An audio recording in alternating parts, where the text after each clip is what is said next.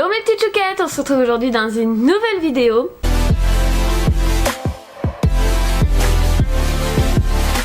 J'ai fait mes jeux de société il y a au tout début de ma chaîne, donc je dirais il y a 1 an ou 2, je sais plus ça fait combien de temps que je fais des vidéos, mais voilà. Où je vous avais présenté tous mes jeux de société, enfin quasiment tous mes jeux de société. Depuis j'en ai acquis beaucoup avec Renaud qui s'y est mis à jouer de plus en plus avec moi.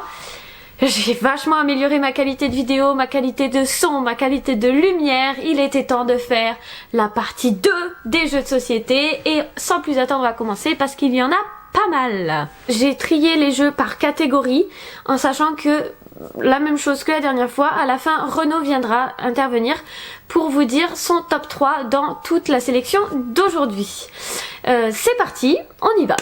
On va commencer par les jeux de cartes un peu fantastiques. Il y a 2 jeux dans cette catégorie. Le premier jeu c'est une extension. Donc dans la première vidéo, si vous ne l'avez toujours pas vu, je vous la mets en barre d'infos. Je vais vous parler d'un jeu avec des cartes imaginaires, ce qui s'appelait le Dixit. Depuis on a eu une extension qui s'appelle Dixit Origin avec des nouvelles cartes. Je rappelle les règles rapides du jeu. C'est de poser une carte au milieu de la table avec par exemple le mot oiseau. Tous les autres vont mettre une carte. Le but pour les autres joueurs va être de retrouver la carte qui avait été mise par le premier joueur qui avait dit oiseau. Voilà, c'est un jeu qu'on apprécie tout particulièrement, mais au bout d'un moment il faut des extensions pour éviter d'en avoir fait le tour, donc on en a une. Un jeu un peu similaire au Dixit au niveau du graphisme des cartes. C'est le Mysterium. C'est un jeu qui est un mix entre un Cluedo et un Dixit. C'est un jeu qui est coopératif, donc c'est ce que j'aime particulièrement dans ce jeu. Il y a une personne qui est décédée, donc qui est le fantôme, et qui envoie des visions aux autres.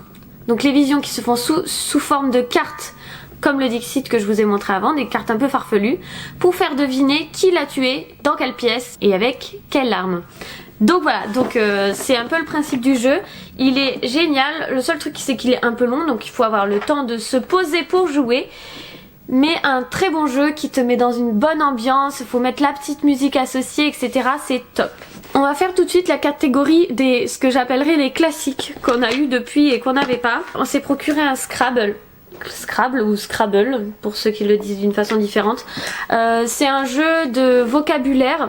Pour ceux qui connaissent pas, pour les plus jeunes d'entre nous. C'est un jeu d'orthographe, de vocabulaire, un jeu de lettres où il faut former des mots et il faut les mettre sur un plateau. Voilà, et ça rapporte des points suivant les lettres qu'on arrive à placer. Voilà, donc on aime bien se faire des petites parties de temps en temps avec Renaud. On a acheté un Jenga. Voilà, donc c'est un Jenga qui est pas Jenga. C'est un... comment ils appellent ça? Un jeu d'empilage. Voilà, mais c'est le principe du Jenga. En fait c'est un clin d'œil, je l'ai offert à Renaud parce qu'on a fait une partie d'un Jenga géant. Et on s'était bien amusé. Même chez son père, on a déjà fait un Jenga et on s'était bien marré. Du coup je lui ai acheté juste pour un petit cadeau de mon anniversaire. Donc il fait partie de notre collection maintenant de jeux de société. Et le jeu que j'ai eu de la part de mes parents en cadeau, c'est le jeu des cochons. Mes versions voyage avec la petite boîte en plastique qui est super bien. C'est les anciennes versions. La caméra a coupé, je sais pas pourquoi, je sais pas trop où ça s'est coupé. Je crois que ça s'est coupé au moment des cochons. Donc du coup la règle c'est de lancer les petits cochons suivant la position des cochons. Ça nous donne des points et donc ça c'est vraiment top pour emmener en voyage. Il suffit juste de savoir compter dans la langue où on va, dans le pays où on va, et ça marche vachement bien, donc c'est vraiment top top. Ensuite on va passer à la catégorie on en apprend toujours. Il y a le Timeline, donc c'est un jeu qui s'emporte un peu partout. Il y a plusieurs éditions. Nous on a le thème science et exploration. C'est un jeu avec des toutes petites cartes, donc de cette taille là, avec dessus donc des choses en rapport avec science et exploration. Donc là par exemple l'invention de l'aspirine et la découverte des bactéries. Il va falloir les classer avant ou après une certaine date précise. Et ce qui est bien c'est que du coup on n'a pas besoin de connaître la date précise où il y a eu l'invention de l'aspirine. Il faut juste savoir la classer chronologiquement par rapport à d'autres cartes. Ce qui est bien c'est que c'est multigénérationnel. Ils mettent 8 ans et plus, mais on peut vraiment y jouer jusque vraiment plus âgé parce qu'on y a joué déjà par exemple avec les grands-parents de Renaud qui ont adoré et qui se sont même acheté le jeu. Et il y a des éditions pour les plus jeunes avec par exemple, mais je crois que c'est pas Timeline, je crois que c'est Cardline ou je sais pas quoi pour les enfants. Et c'est en mode avec les animaux, les classer du plus grand au plus petit, ce genre de choses. Et c'est vraiment intéressant. Ensuite, un jeu de quiz, c'est le grand quiz Disney, 500 questions pour redécouvrir les chefs-d'œuvre Disney. Bon, je vous avoue, celui-là, c'est plus un jeu à moi qu'à Renaud, parce qu'à chaque fois, je lui mets des raclées, parce que je suis vraiment bien plus forte que lui sur l'univers de Disney. Mais il s'en sort pas trop mal avec ses rois lions, etc. Et donc, comme son nom l'indique, c'est des questions sur Disney, sur 5 catégories. Cartoon, grand classique, univers Disney, personnages et Disney expert. Et même moi j'apprends beaucoup de choses parce que y a toute la partie création des parcs, partie Walt Disney, la personne en elle-même. Et donc on en apprend vraiment. Et même bon, sur les dessins animés, j'avoue je m'en sors plutôt bien, mais je les ai pas tous vus, mais c'est vraiment top à jouer en famille. Vraiment ça, si de petits et grands dans la famille vous aimez Disney, prenez-le, vous allez vous éclater pour sûr. Ensuite on va passer au jeu qu'on a le plus joué en cette année 2017, mais vraiment on l'a usé jusqu'au bout du bout celui-là. On va continuer à y jouer, mais il y a des cartes, on a limite fait le tour tellement on y a joué, et pourtant il y en a beaucoup des cartes. C'est le TTMC. Il y a des catégories, une catégorie scolaire, une catégorie mature, une catégorie plaisir et une catégorie improbable. Mais autant vous dire que c'est des questions de temps en temps vraiment culture, donc par exemple sur géographie, scolaire, etc. Mais après il y a des questions vraiment à la con, par exemple les cure-dents, voilà. Donc en gros, chaque carte va avoir un thème. Donc par exemple, tu te mets combien en cure-dents, et avec votre équipe vous allez devoir évaluer votre niveau. Donc par exemple on se dit bah allez on pense qu'on est fort en cure-dents, on va peut-être se mettre 8. Et dans ce cas vous allez avoir la question numéro 8 qui va vous être posée. Et si vous y répondez bien vous avancez de 8 cases. Mais par contre si vous y répondez mal vous bougez pas. Donc à savoir bien juger, et on adore y jouer parce que ça se joue en équipe, donc tu peux jouer jusqu'à beaucoup. Et c'est très très drôle parce que des fois il y a vraiment des questions mais à la con, et personne sait répondre, enfin voilà. Et tu passes vraiment pas pour un imbécile en jouant à ce jeu.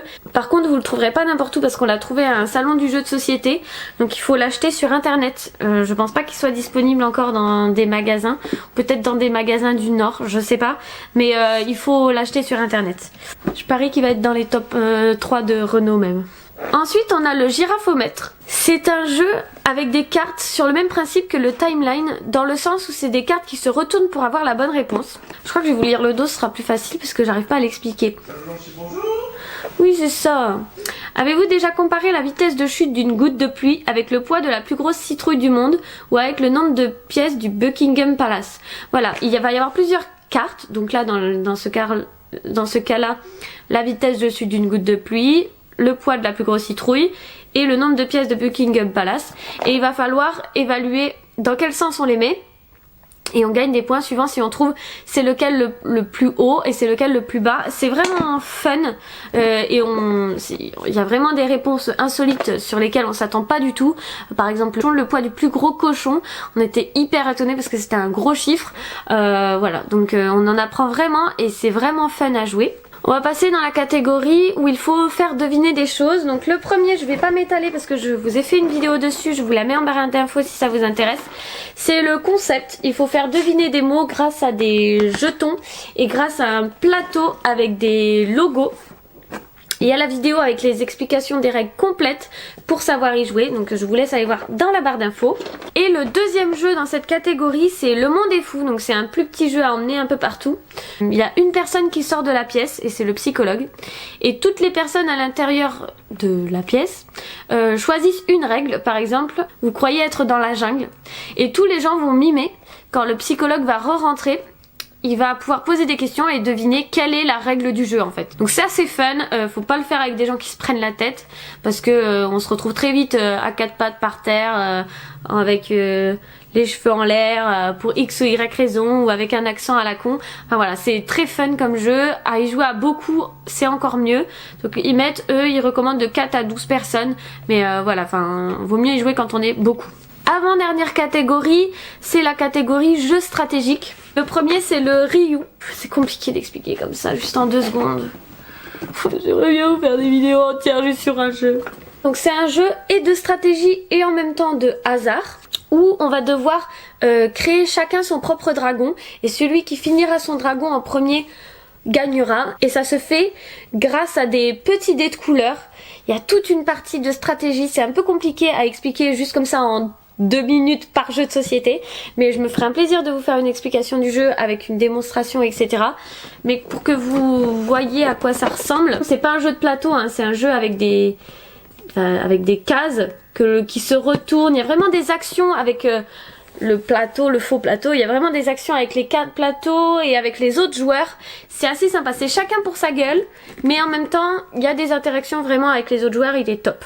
Le deuxième et dernier jeu stratégique qu'on adore, qui est pratique parce qu'il joue jusqu'à 8 joueurs, contrairement au Ryu qui va que jusqu'à 5 joueurs, c'est le Sol. C'est un jeu qui se joue par équipe, donc forcément 2 équipes.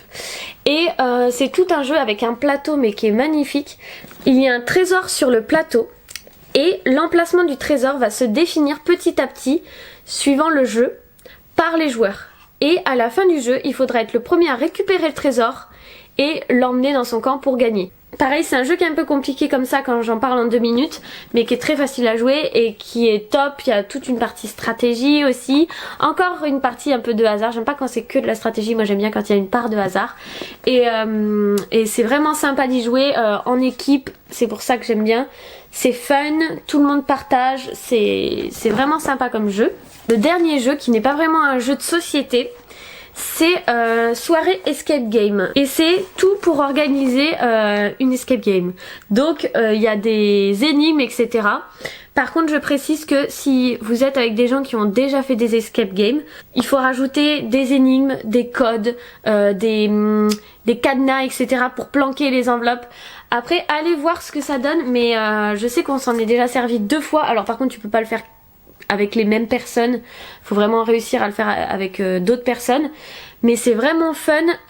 Pour l'avoir organisé 2 fois, j'ai adoré les organiser et c'est vraiment top. Ça permet de faire un genre d'escape game, parce que c'est pas vraiment un escape game, mais un genre d'escape game chez soi. En plus c'est pas très cher, c'est 12,90 €, donc 13 €, même si tu l'achètes que pour un anniversaire d'un ado, parce que c'est à partir de 14 ans, je trouve ça top, on s'éclate, c'est super drôle. Ça occupe 1 heure du temps pour les enfants, enfin pour les jeunes, et par contre il y a quand même un temps de préparation pour cacher les enveloppes, etc. Mais en tout cas c'est top. Je vais vous faire très rapidement mon top 3 à moi avant de faire venir Renaud pour pas qu'il soit influencé. Faut savoir que je les aime tous, donc c'est très dur de faire un top 3 de mes préférés. Je dirais les cochons en 3ème position, puisque j'adore, tu peux l'emmener partout, etc. En 2ème position, je dirais le Mysterium. D'ailleurs ça fait longtemps qu'on n'a pas fait de partie. Il serait temps qu'on s'en refasse une. Et en 1ère position, je dirais quand même le Sol. Mais je sais pas, il y en a trop que j'aime bien. Le Girafaumètre, j'adore. Il y en a trop que j'aime bien, en fait c'est trop dur de noter. Et maintenant, il est temps de faire venir Renaud pour avoir son avis. D'où? Ouais. C'est à toi. J'arrive. Hello cette petite chouquette. Bon voilà, donc il est là pour son top 3. Vas-y chérie, on t'écoute. Le number 3, Ryu.